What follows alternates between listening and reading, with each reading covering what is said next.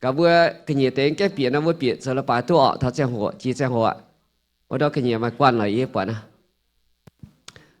bạn on dom good morning ý dom bữa maiแค่ miền tại sao bữa giờ là bài mai như phải mai nha mai nha thôi chứ số chỉ xin phải xuống bữa bữa mảng cả có đúng rồi có san bữa nha số chỉ xin bữa mảng ta lồng hiếu ship welcome em ai phải thì nó là bài tông im miền mùa phải ta thấy bữa dừng mai nhưng bukan di Zoang bukan penting kipang bữa idom án thì tiền nhé bảo bữa chung diện dính hiếu buông tài mua nhé thô sạp liu bữa chọn kiến bữa giảng thiên hùng bữa ta cao mua qua team chiều thiên hùng bữa lấy trình chiều bữa anh hỏi tu chọn kiến trên thiên hùng giờ chọn kiến nhận đồ án anh trên thiên hùng bún lông tu dùng vừa dùng bữa bám kiến chiều bữa lấy trình chiều idom em bữa chỉ xin tai tôi thằng ai bất tế thảo mà tế tán thảo tôi thiên hùng ya sao được tổ yếm phi hang chiều idom bữa chọn kiến hay trên chiều hay bữa giảng chiều lồng bữa cha lồng bữa hiếu lồng dập bang bữa chia linh quân chiều tôi thiên hùng sai bữa tổ yếm mộ bữa tế Giêsu bữa ta cao amen.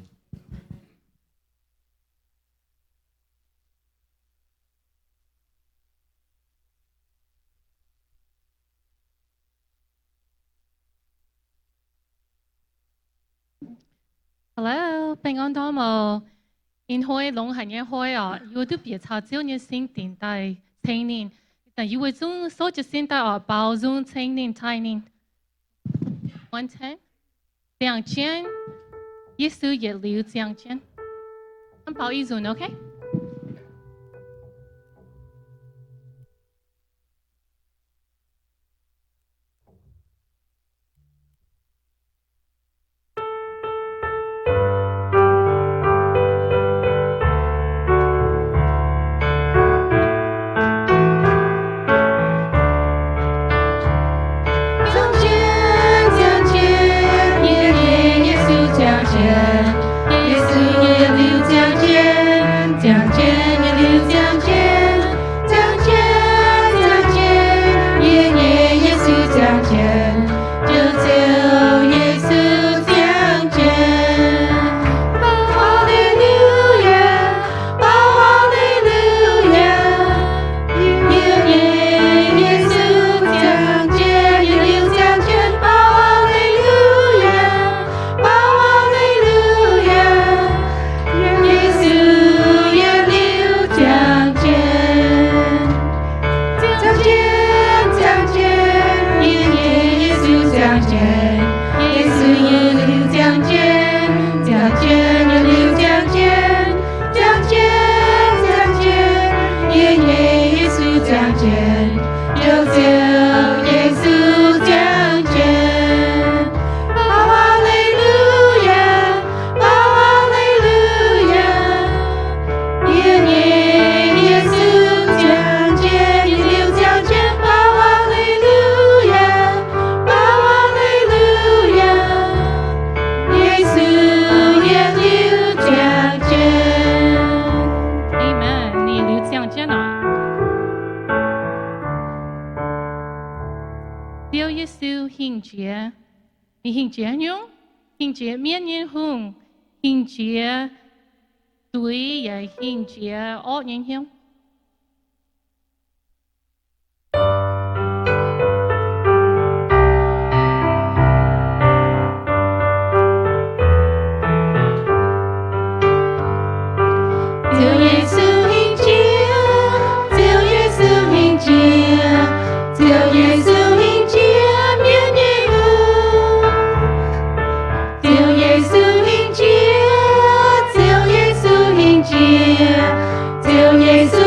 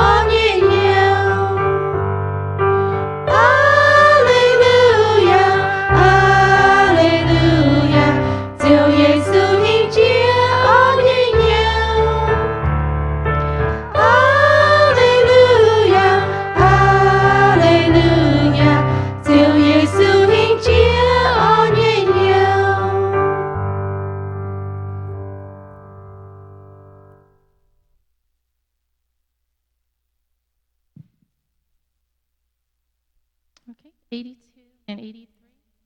Nai pam kenye chao, tung mai y tion hang, chang phai hẹp, mình hấp bún.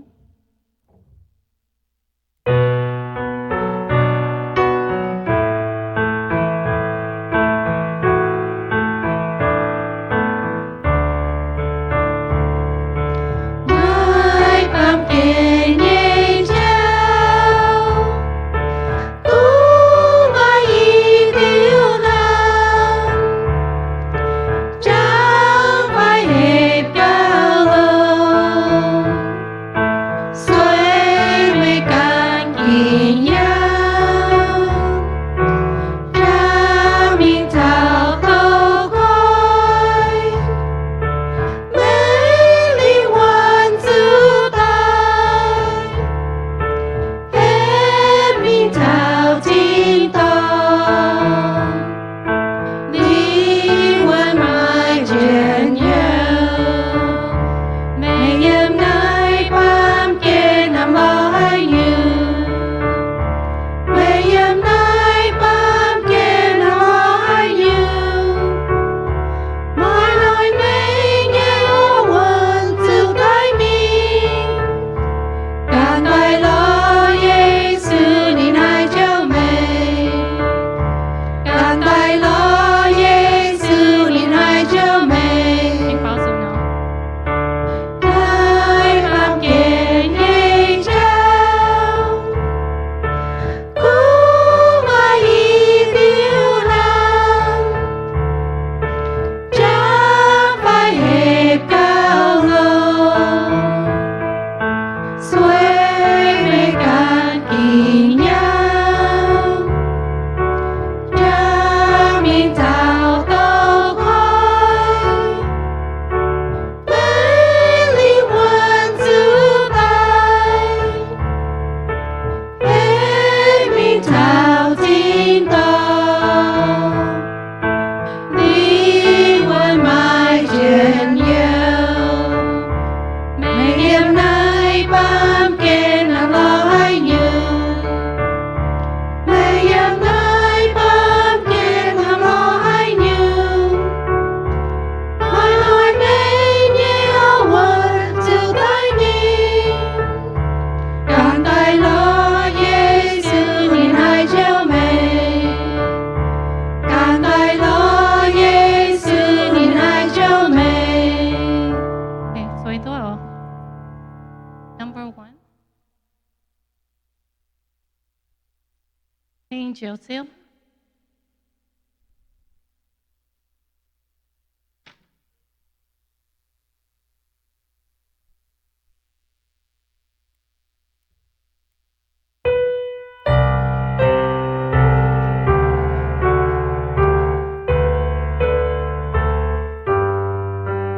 Ôm rồi gọi xem chi điều kia của nhẹ sang kia, quê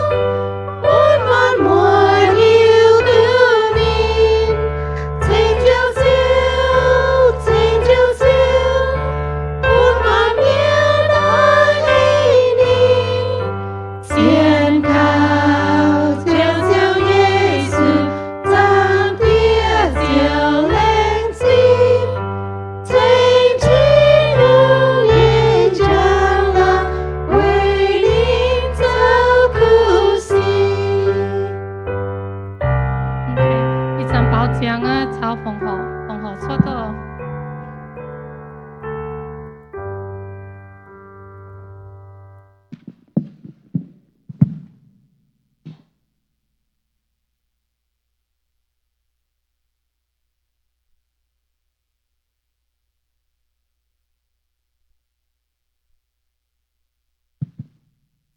Bạn on đom ở bây giờ chúng nghiêm trình tất cả phong họ ý bây giờ lông chẳng thì chiếu trên hùng chiếu cái hồ hay chiếu trong tay màn muộn như chiếu lên trên hùng ý đom như bữa anh tất cả gang tại yếm nó sinh tiền tranh chiếu chiếu giờ buôn bỏ hoa chiếu trên như bữa lên trên hùng ý bữa rồi em mà mảnh trang mà chia tháo trên thao ý đom ý lên trên chiếu ý bữa tôi cấp tuân yếm nó tranh chiếu bữa chẳng chiếu tranh chiếu lên trên ý tấn năm chiều ta phong họ ý bữa ơi cấp xin cấp nhau ta phong họ để tin nhàn chuẩn tổ chức như công tiêu chế ta bây bữa mà nhàn mà lốp nó nom cha hồ bây tại bữa tao để cho ta phong họ buôn chiếu tổ chức như công tổ chiếu chế phụ buôn la la nổ chiếu ở trong nổ mà buôn ở tề tổ chiếu tiếp chia buôn bữa tiêu chuẩn là mai cao chăm tổng mai tề chế phụ buôn bữa tiêu chuẩn là ta tai an phong họ buôn chiếu lại tin tin hùng lại tin hùng tế như bữa chiếu Giêsu Kitô như bữa phong họ amen.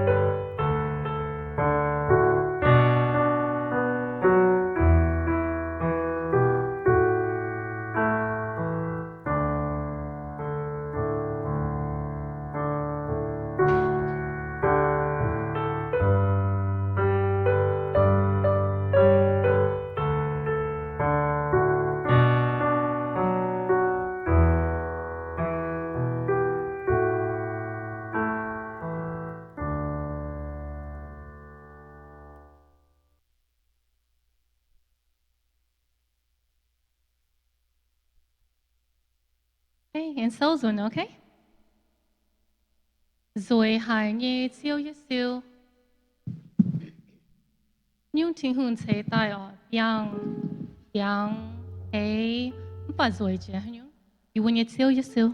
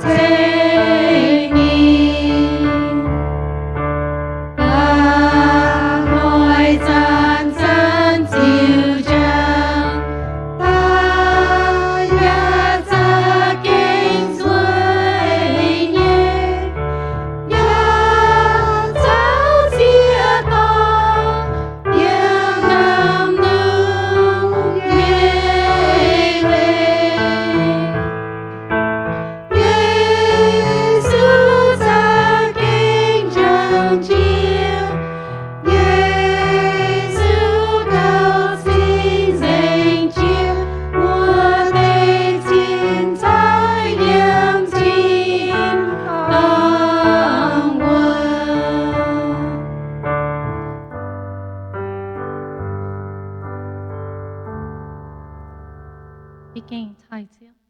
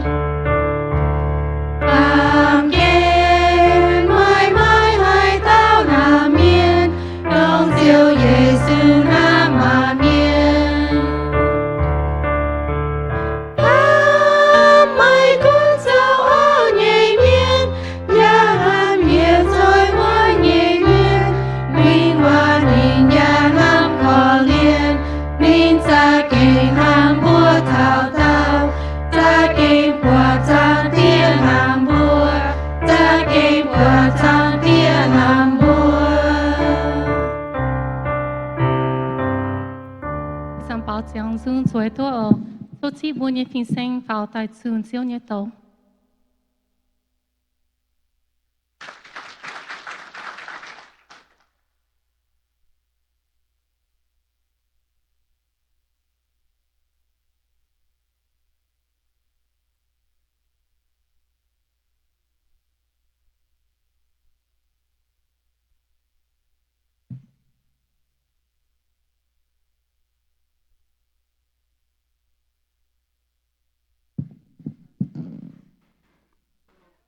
Good morning. Good morning. Bang Adam or anh hay nhớ chip buổi miền mùa tỏi xuống biển thật chiêu béo sinh buổi thiên hùng tỏi chiêu. Good morning and welcome everyone here this morning to worship our Lord. Are you here cheerfully and happy? Amen. Right? Thank you. The Lord is good. Right? Thank you. Lãng trình buổi nhiệt chiếu ở buổi thiên hùng kinh lông hay để chế nhé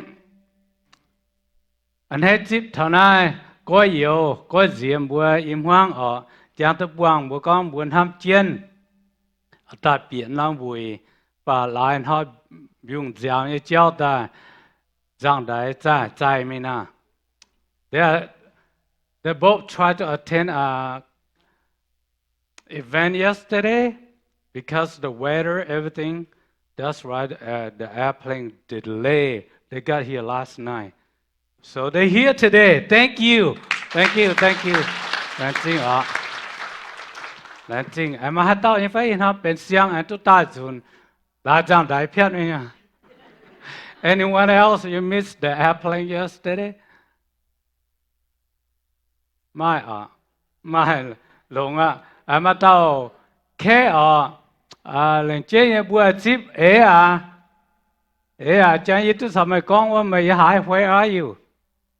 Oh, wait there. No.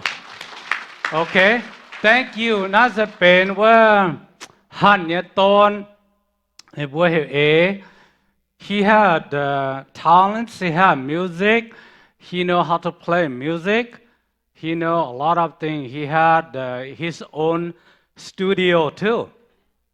So he can play for our church. He said he can play for our church like music that listen by the ear. Like people here yesterday they play, he can play that too. But we can give him the song, the tune. He can practice by ear, then he can play for our church. Any song we can sing, he know, he can play. Well, just welcome, Oea. Thank you. We need you, okay? We need you. Thank you. Praise the Lord. Okay, so long. Keyboard, we have that here too at church, no problem. So today the message I'm going to share with you. So Kusi, okay, so Kusi, doing good. Bua la lan miên suy chân ai bua hay so Kusi như vậy? Tao hay nhá Are you willing to do good? Right? Amen. If I? Amen. Xiên có tao mi hay so Kusi bua mang cả kinh số nhưว่าhắn nó có Kusi sẽ tao hay nhung. Okay, open your Bible. Let me open my Bible too. Galatians chapter 6, verse 9 or 9 and 10. Galatians 6, 9, 10. Okay. Dẫu khu sĩ mất tùng hiếu nắm, sự con bùa mất thủy nó, theo giang hồ bùa chiều mai siêu sinh. Hàng này, hãy dàn mà chẳng bùa ở chủ dẫu khu sĩ thành doang miên, lên chế nhẹ ở chủ thành, với xiên Giê-xu bên yết biểu miên vô tế. Amen. Amen, amen. Lãnh chính thiên hùng bữa lâm rồi, cầm hiếu ta cao. Chiếu yêu bữa lãnh chính, yêu bữa chiếu, yêu bữa thiên hùng, chiếu tự kinh lông hay, chiếu tự bên, màn hùng, màn chiếu như chiếu. Yêu bữa lãnh chính chiếu in hỏi, lũng tôi biùng, mình hỏi chuột, chiếu chân, lùng đĩa tòng giang nha. Yêu bữa lãnh chính chiếu như ên, nhưng dùng dây chiếu, dấu, như bên, dùng khu sĩ, dùng bên lông như bún thảo yêu ba miền. Chiếu ai đom như mạng thảo chiếu như kinh sâu, giáo thảo, hệ yêu bữa lan miền hợp tự dấu khu sĩ, yếm chiếu như dùm hiền, thấu chiếu tỏ tí yêu, yếm chiếu xuôi bữa tao cao. Amen. Amen.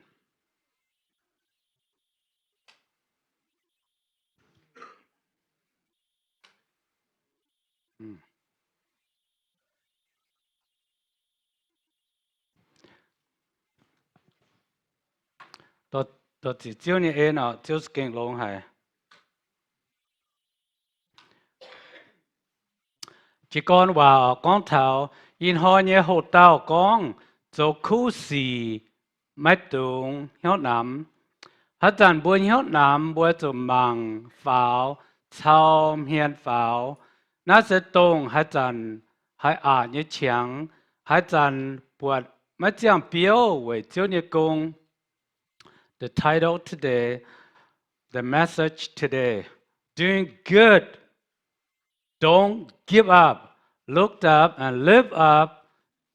That is when things get difficult. Okay? When it seems like there's no fruit or all your labor in the Lord's work. Mà chỉ dùn bùa hay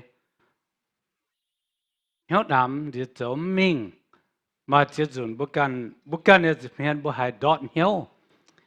Bùa mang thảo bùa nhé big event yesterday. Well, we look at ourselves so many times that we feel like we are failure and hopeless. But the Bible said, doing good, that we have to look up to God. Okay? Bùa mang thảo anh hỏi nhé, công bố, bùa bền chiến nóm tôm yin, tôm bùi. Bùa ham chân, ở chuột ta hang bùa ở tu của nó. But the plan is we hopefully when come to that big event, hopefully we want is going to be success, will be good, turn out good. But yesterday, what happened? Great, right? Amen for that. Is it anyone say great yesterday? Good job. For those people you don't agree, you said bad day yesterday. Can you raise a hand? See, no one, right? Mà tao có anh hỏi là sẽ lộn nghe thôi, bữa hay khâu bún bữa mày phải mày được会khắp gì có là lộn nghe thôi nè. You agree, you agree có anh hỏi nè. Thiên hùng nghe hỏi bún bữa ta hăng nó nha. Bữa chụp quang hiếu. Bữa có tùy biung phém tùy biung. Xuất nhụt phém xuất là sẽ thiên hùng bún tai. Bữa hai chỗ nha. Là thiên hùng nghe hỏi bên thiên hùng nghe hỏi. Bữa chụp giang với chiếu bữa làng chỉnh với chiếu. Thì phải amen for that như phải. Every day we have to live a life for God, not your day, God's day, okay?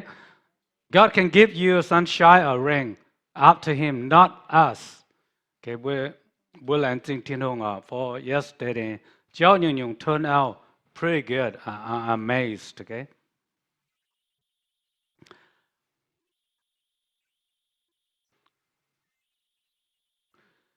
Mắt tung quang bầm mang pháo lọ thiên hùng và chao miên pháo về nín hiểu cho ní công Don't give up, look up to God and live up to His calling. Bố mang thao về chủ bố mang chiếu, bố quay chiếu, okay? Bố mang bố chiếu thiên hùng, bố quay bố như chiếu thiên hùng, bố quay lung quay đau, thế ha?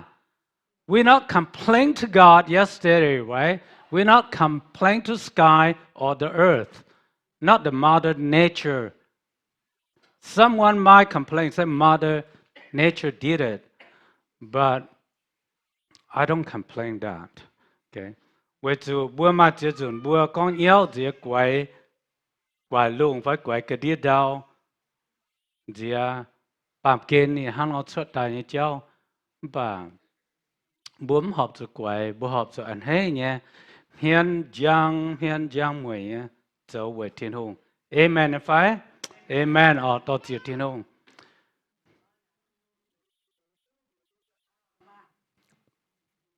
Mà tên con thiên hùng tổ phụ mà tên con chế nữa à? Sẽ hang nói gì ta cầm diễm con chịu à? Mà tên hiền hoàng cái ruộng anh hỏi, có chuyện à? Mà tên hàm nhàn bút chết chia ruộng, ý hiếu nhẹ yếu cô nhàn ta chỉ tao con bia, chiếu à phần sao yếu bấm nhàn hàng à? Hiếu ruộng à? Tôi nhớ choáng có làm tài nè. Vậy chủ hang nói ta bữa con thiên hùng phụ nè. Bữa con à tôi nhé, bữa con chơi thiên hùng phụ ya con tôi nhé. Vậy chủ hang nói yếm ở con thầm chiều à, bà bữa chụp hình hiếu thảo. Mất tung hiếu nam cho khu sĩ ô, mong quáiว่าmất tung hiếu nam cho khu sĩ. Yết hỏi với đảng mẹng như công sẽ trái hại với bữa tự hiểu châu như công. Bữa như mẹng hai giang làng bốn thiên hùng. Yếm thiên hùng như kiều bang hai tự giang làng. Do not lose heart in doing good. Each day ahead in this precious work which we have been called to glorify God in our lives, to glorify God in His church.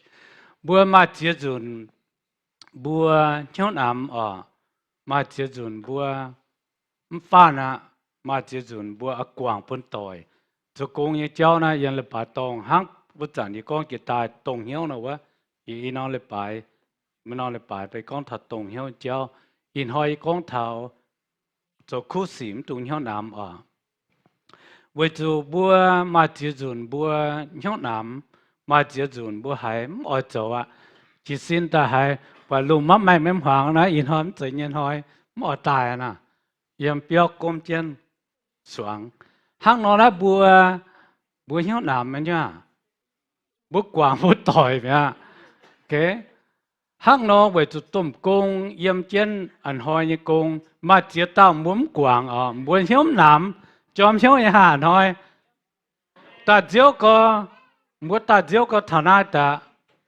về muốn cho những khu cung khu sĩ về cho muốn cho những khu sĩ muốn hiếu nằm muốn sinh tai tông hiếu nằm muốn tìm tai ăn hoi thế ha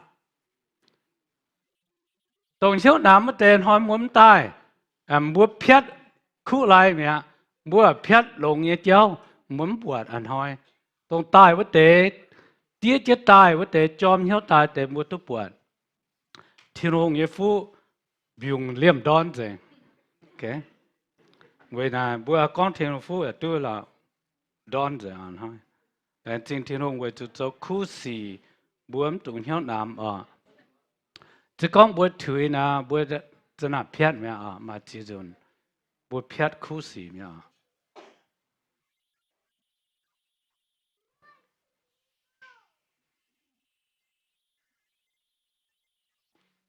What's going on? Okay. Kỳ sau giáo búa giang búa mảng người con cho khu xỉm tung hiếu nam tháo giang hồ mà siêu sinh cái búa mảng tháo cho liang cho để như miền Việt Nam dùng chế cho thun chiêu như miền hàng đông hàng nó bớt cho liang cho đểแต่เย็ดนินให้ไล่ดาวด่างอย่าจวงอิมนินฟูอวมชาวอันปวนหลิวจวกอิมกุญญานิกันโฮฟ้าวนินอ้อยจุดลงหน่อยจัวโฮตายนินเจียวให้ตุเซียวบุกองทับ farming farmers worker ว่า he first prepared the soil and when he planted the seed then he waters and fertilizes the seed, and then he must wait for the growth. And he waits patiently for the growth because there is the bountiful harvest. And you sweat up for. The woman tell to liang to day me and I'm the was king long noy nhé. Long noy nhé trên tay hai tu siêu sẽ có bướm lồng nồi bữa lại đào ta bữa chọn những em bướm mảng bướm chia mà không đặt tuy nhiên phải hai tu we look into the farming industry what they're planning first they have to prepare the soil first then he have to plant the seed then he have to water and be patient to wait.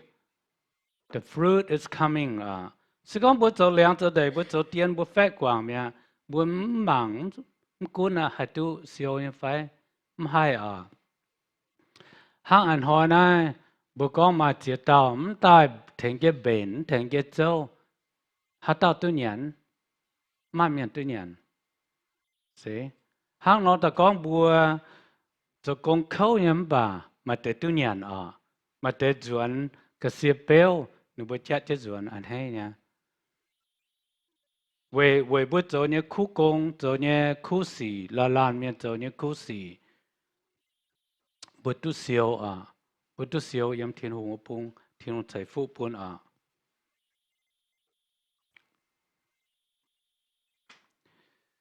sinh hiệu như sĩ cái bữa con thảo bữa chỗ khu sĩ nè mà sinh hiệu như sĩ mà kinh bỏ như cháu chỗ lồng như cháu nắm không hề chỗ con thảo chỗ khu sĩ nè thành miền thành mùa nèเป็นคู่สีkhông hề mà chia dùn hoang dành miền mùa tỏi hiểu tài buôn chỉ nhiều như thế hồ nếu hiểu tài buôn chủ tiếp phone ở chủ thảo con hòa ở chủ ngoan nếu buôn con nếu buôn khâu nàn nếu buôn nàn chính nắp bên chỗ khu sĩ cháu.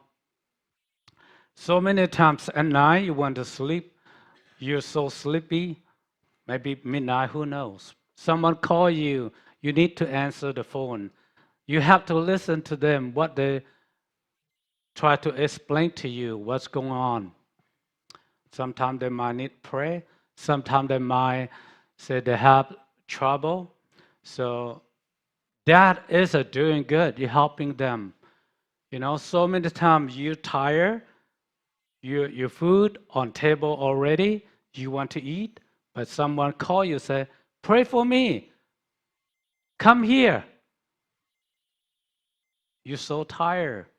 See? So kusi nam hung he so ma chia jun bua hai a ko pun bua ba kin so con he bu so kusi o bu mang ka ha no o ha chan hai a phai ma se hiao ni si hai ot quang hai a zo gong wei thao kiu bang ni jiao zhen zhen ma se hiao ni si hai ot quang hai a wei zu mai jiang biao mai tu xiao mai zhen zhen tu xiao. Temptation always comes between good and bad, okay? When things are challenging or trying, the temptation is always there to give up. And in the good work of the church, there is always a temptation to give up because the fruit, the harvest, is usually not immediately. Buôn bằng thảo để cháu na ở na hang nó buông tu sinh hiệu sĩ mà chia chun cho công yên cái bang buông tu sinh hiệu sĩ miền tan miền con tổ miền con hòa muôn như cháu na mà hung hề na sinh hiệu như sĩ hang chiếu su y an trên năm phẳng na bộ bát chiếu su tu sinh nên chế trên mà nhận phải chuyển hỏi phải chìm huấn như cháu hồ nên mau mà cha mienh như hùng cho ta sẽ nên. We know so many times that we face temptations. Sometimes people say a word that might hurt you, offend you, and you want to give up. And you have to think about the good thing that you do for the Lord. For example, here in Christ, even Christ have fasting for 40 days, 49, Christ become weakness and he's hungry. What happened? Satan come and attacking the Lord Jesus. Bố bọt Chúa Giêsu đi mau như chẳng hồ, nên khâu như chẳng hồ, Satan đã sẽ nên con hiểu mê cho nó là bế cho bên Chúa ta nhận mà nè. Nên đón chiều hòa ta con buôn thảo Chúa Giêsu à. Satan came, attacked Christ, said, when you're hungry, you're the Lord's son. You can turn the stone to the bread. See? That's Satan attacking Jesus. So many times we do good work for the Lord. People turn around and attacking you. They use their mind. It's not God's mind. Their mind turn into evil, like Satan came attack human too. Hang nó bữa ta con cho khu sĩ như miền, cho thiên hùng cô miền chạy hùng hề, cho phiên sang như miền chạy hùng hề cho mà chia chuẩn quan cho kim bò, mà chia chuẩn ở chỗ siêu khâu, nó bữa chỗ tia chén mới nhung. Hang nó bữa ta con bữa kịp ba miền, bữa chỗ ta cao về phiên sang như miền, ta cao về kịp ba miền cổ, nắm hùng hề nhung. Bữa bữa ăn hỏi, ý hiểu kịp bang phiên sang xuống xuân gì, xuân nào ta thành chất ta cao vùng họ nằm chết bún thiên hùng, bữa bún yên lá hạt giang làng thiên hùng, đó bữa cồn miên này công khâu, cồn miên này công ở chỗ đam, lan miên tháo lip bàn hỏi ở chỗ bền kinh sâu, mà chỉ dùng bền kinh sâu nằm không hề bền, buông chơi là quay, con buông chơi là quay chun, thiên hùng cái tổ na mày kinh ở chỗ bền lốt lông cái cha lốt lông cái mảng. Nó kinh chiến thiên hùng ở bên bố con mà hùng hệ bền nhận hốt bùa nhận hùng bùa ghen ta châu bền nhận tu nhé và thiên hùng tổ nắm hùng hệ thì bùm hùng hệ bền nhé vậy nắm công nó tao miền hai châu tu phiền sang hả nó đại bùa chủ chiếm chủ ta cao a lot of temptation faced into this day for the pastors elders, everyone out there, you think like yesterday I called them up here to pray, dedicate to God. You think that's done? When they went home, they have to prepare themselves, prepare the Lord's work for Sunday to come to preach. It's not like we're cooking. You can cook any kind of food to eat, but the message of God, you have to pray, you have to search. The Bible is right with God, it's right to share in congregations. Your mind, your heart have to align with God. It's not yourself. It's a very tough. You guys need to pray for all the pastors, okay? Lan Trinh Thiên Hùng ên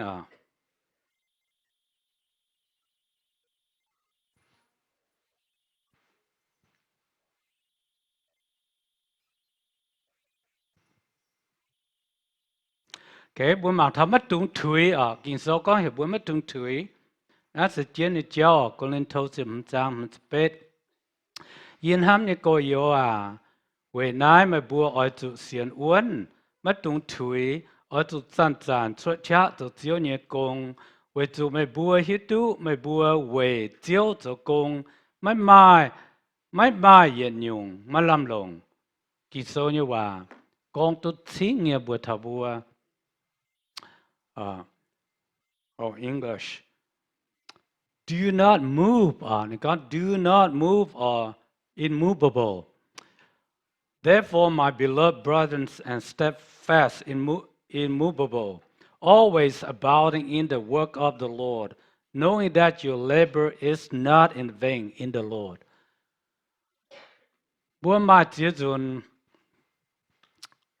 dùn bùa hay mà uốn mà chia dùn bùa hay thui mà chia dùn bùa hay phàn mà chia dùn bùa quảng bà kinh sâu con bùa hay bùa tung thui tung quảng hang non là bia na to nhiều dây tôn chiến quá nên khâu tại chỗ hồ nên oi mạng nó là bia nên phong quảng bà nên phong tông bùa bà này hắn nói thiên hùng như bà giang chế bùn hiếu yếm chế bùn hiếu là bữa chủ sâu uốn ở chủ xiên uốn yếm kinh sâu như bà chạy e bùn hiếu e bùn bữa ta phong đọt hoa mà là tấm cún bà kinh sâu con hiểu bữa chủ sâu uốn hai năm tùm là biết tôn chân miền phong yếm bang miền con hiếu kinh tôn chủ bùa hàng nó bùa hiện tại yếm chiếu như dùm hiền bữa chỉ tầm cha we also have to know so many times you want to your heart, your mind want to change.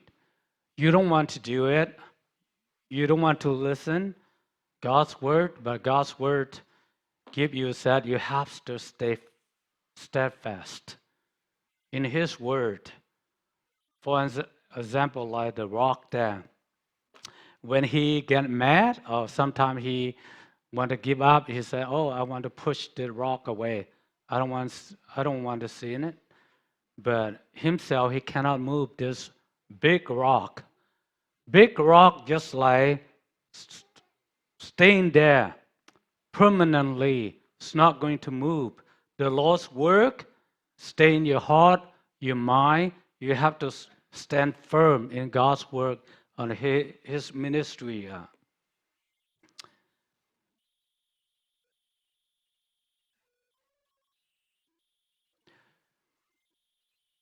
Mấy khuẩn hiếu ya khâu mà chỉ dùng bộ khuẩn hiếu ya khâu mà tuồng cầm gì với chủ yếu cho mấy nhà thiên hùng yếu ỏi bún mây hên ya ỏi thành mây yếu ỏi lồng yếu nhà bèn phim nhà biểu chiết bùa ba chân mây even bộ con thảo Isaiah nó sẽ Isaiah con như vậy you feel weary and tired. So do not fear, for I am with you. Do not be dismayed, for I am your God. I will strengthen you and help you. I will uphold you with my righteous right hand. Bố mạng thao kinh sâu như vậy, kinh sâu Isaiah ni can ne ma cha ho ni khâu ni zo thiên hùng công tổ hòa miền ma chia dù ni khuẩn hiếu ma chia dù ni mau ma chia dù ni cầm chia ni ma cha và thiên hùng on in thiên hùng sinh linh on in thiên hùng sinh linh on in có year hiểu mình tung cầm gì ổ year sao mai tung yếm year biểu chiếc bùa ba chữ mày bùa mạng nắm phẳng na mà chỉ dùng bùa hạt màu mà cha hát chả mà tao miền gà tại nhau chứ bùa bèn chứ bùa you look at the example even Isaiah he gone into a lot of stress a lot of worry in his heart his tired he want to give up but the Lord said do not fear I be with you I am your God I will strengthen you so my right hand be with you hold you. So we have to trust the Lord. When the time you're tired, you want to give up, but you have to trust the Lord with you. Okay? Sệt mới hòa nó sẽ chiến như hòa ở bữa mảng thảo, tôi yêu chúng ta có như hòa như này. Một con conclusion đó. In hồi như kinh sâu hòa mà làm thăm, yếm mình như màng tự nhiên dùng bữa tu lệ bài tông tại anh thấy như phải bữa tu lệ bài tông tại bữa tu siêu nhé yếm nay bữa tu siêu chứ na bữa tu ta cái tự nhiên dùng bữa tu ta bà bữa mà bữa dùng cái mà bữa dùng cái mất tụng hiếu đam cái ai yên dùng bữa tụng hiếu đam phải dùng ở chỗ choáng im dấu chân khu công minh tầm mấy phút số nhé sẽ chiếu thiên hùng mấtใจba miền amen phải amen the message today is a hope for your life we got the church building the harvest is here